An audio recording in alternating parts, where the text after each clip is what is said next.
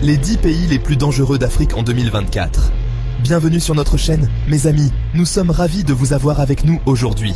Aujourd'hui, on va parler de l'Afrique, mais pas des safaris ou des magnifiques couchers de soleil. L'Afrique est un continent de contrastes, avec des paysages à couper le souffle et des cultures riches et variées. Non, aujourd'hui, on va se pencher sur un sujet un peu plus lourd, un peu plus sombre. Un sujet qui mérite notre attention et notre compréhension.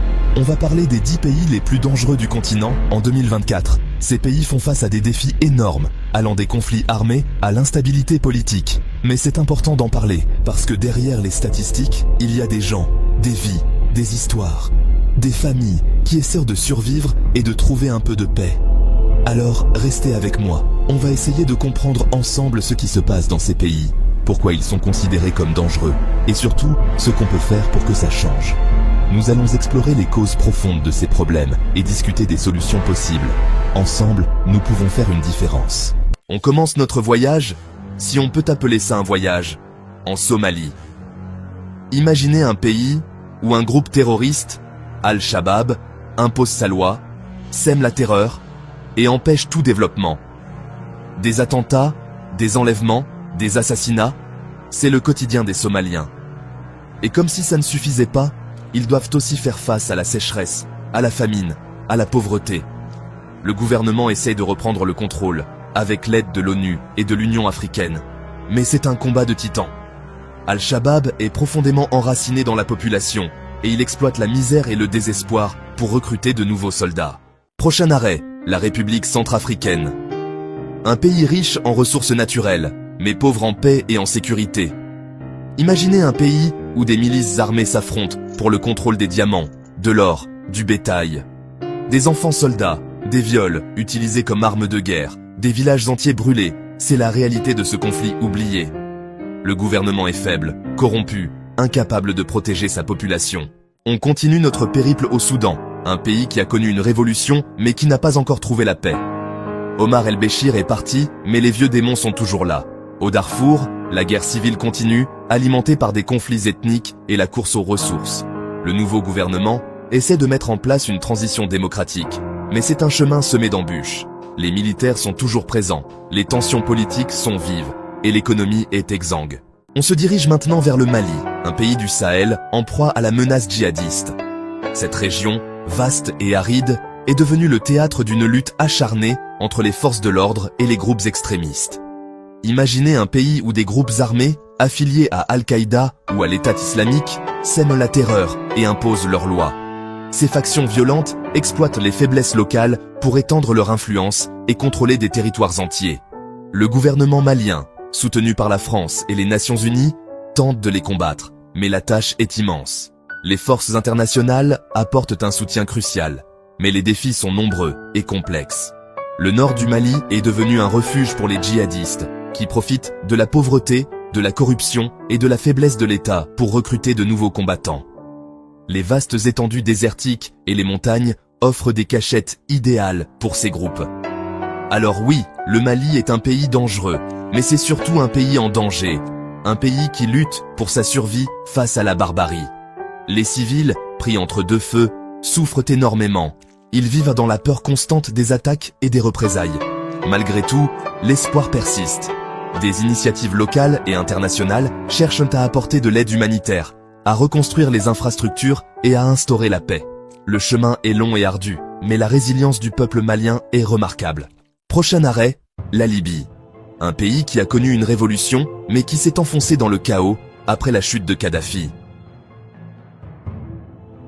Imaginez un pays sans véritable gouvernement, où des milices armées s'affrontent pour le contrôle du territoire et des ressources pétrolières. Les Nations Unies essaient de mettre en place un processus de paix, mais c'est mission impossible pour l'instant. Les différents groupes armés refusent de déposer les armes, et les puissances étrangères, qui soutiennent certains groupes, ne font qu'alimenter le conflit. Chapitre 7, Nigeria, Boko Haram et les autres fléaux. On arrive au Nigeria, le géant de l'Afrique de l'Ouest, un pays riche en culture, en ressources naturelles et en diversité ethnique. Lagos, sa capitale économique, est une métropole dynamique et vibrante, symbole de la modernité et du potentiel économique du pays. Cependant, Ce géant aux pieds d'argile est confronté à de multiples défis sécuritaires. Les forces de sécurité sont constamment en alerte, essayant de maintenir l'ordre dans un environnement de plus en plus instable. Au nord-est, c'est Boko Haram qui sème la terreur. Ce groupe extrémiste est responsable de nombreux attentats suicides, d'enlèvements de masse et de massacres de civils innocents.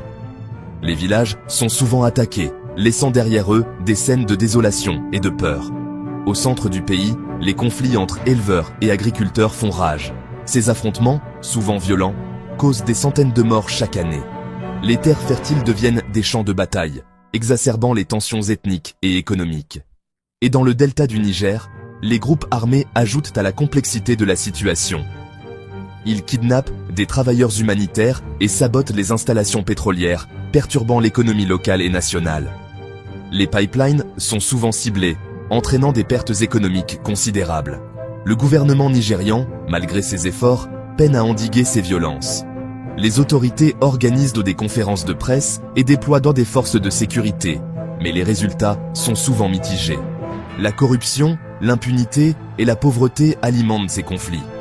Les communautés les plus pauvres sont les plus touchées, vivant dans des conditions précaires et souvent oubliées par les politiques publiques.